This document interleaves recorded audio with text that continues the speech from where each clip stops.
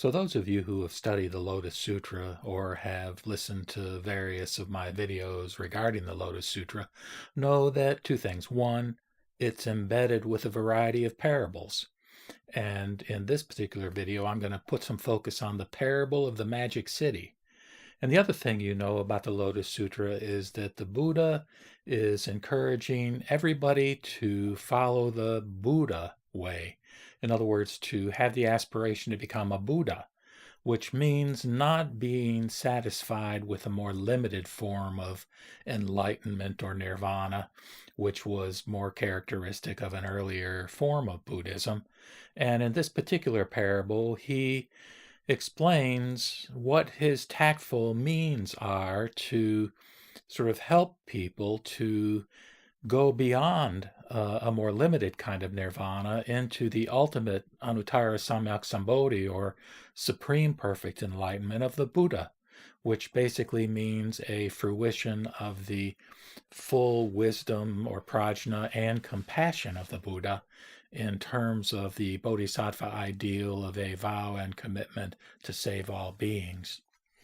So just to give a little bit of a preamble in order to have a sense of framing this parable, and also then when I do the parable, I'll do it once in prose form, and then again the Buddha repeats it in verse form within this chapter 7 of the Lotus Sutra.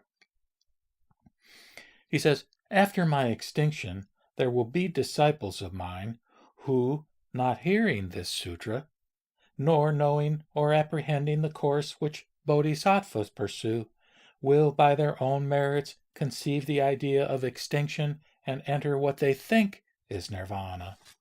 But in other domains, wherever they may go, I shall still be Buddha, though under different names. These people, though they conceive the idea of extinction and enter what they call nirvana, yet in those lands will seek after the Buddha wisdom and succeed in hearing this sutra.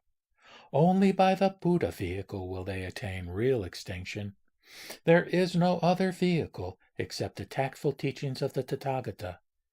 If the Tathagata himself knows that the time of nirvana has arrived and the assembly is pure, firm in faith and discernment, penetrated with the law of the void, profound in meditation, then he will gather together all bodhisattvas and shravakas to preach this sutra to them. In the world there is no second vehicle to attain extinction. There is only the one Buddha vehicle for attaining extinction. No, bhikshus, the tact of the Tathagata reaches deeply into the natures of all beings, and knows that they are bent on the pleasures of trifling things, and deeply attached to the 5 desires. For the sake of these, he preaches nirvana. If they hear it, they will receive it in faith." And here comes the parable.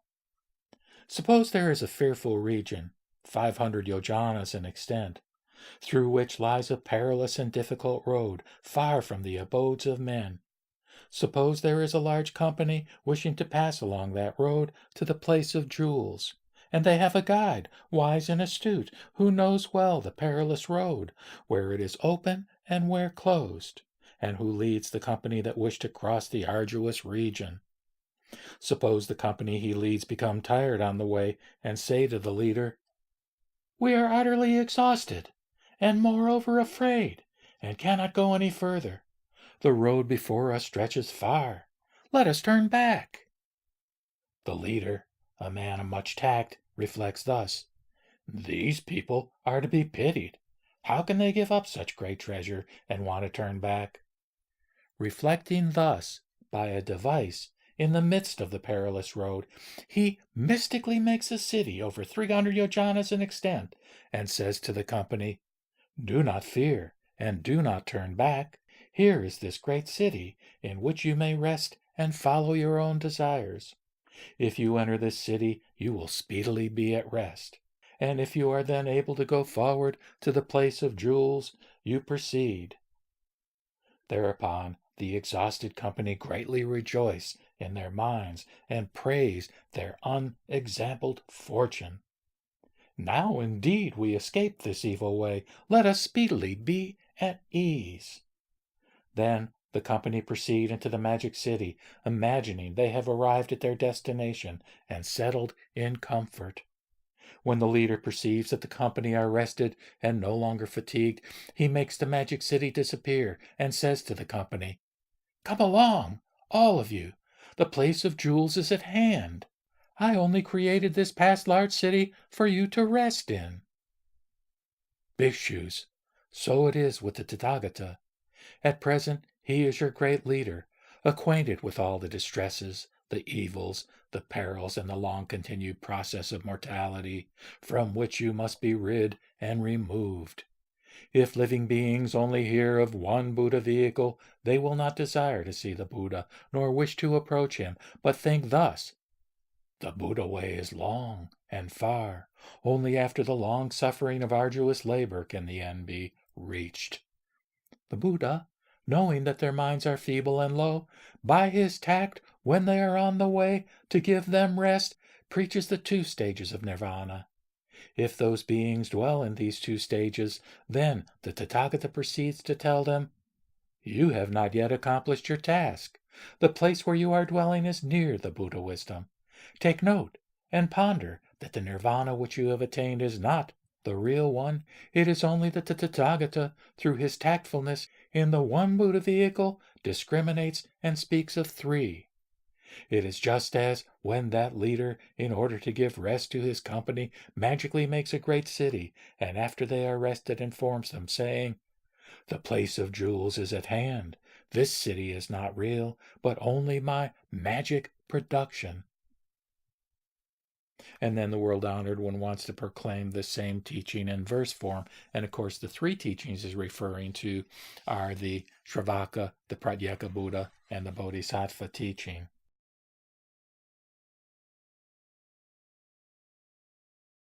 So now, with only a sentence or so of preamble, I'll recite the verse form of the parable.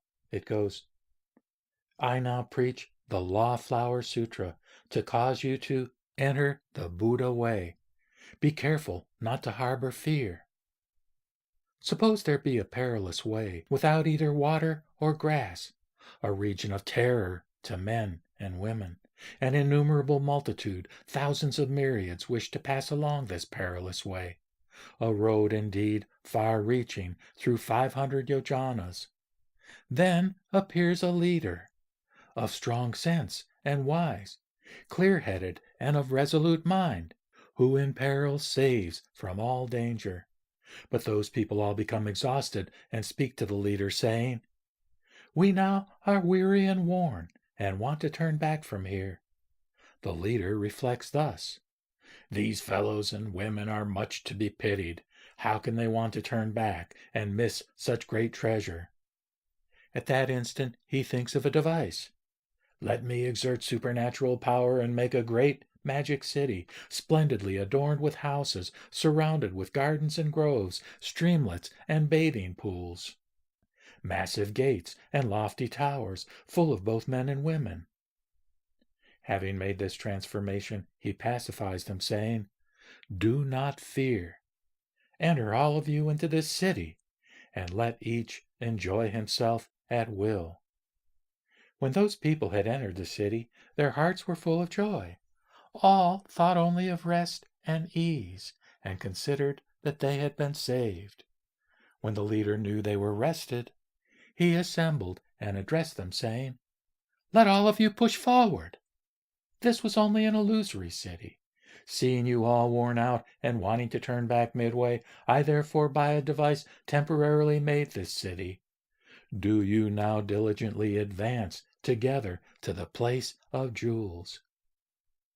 I, too, in like manner, am the leader of all beings. Seeing the seekers of the way, midway becoming wearied and unable to cross the perilous ways of mortality and earthly cares, so I, by my tactful powers, for their relief, preach nirvana, saying, 'Your sufferings are ended. You have finished your work.'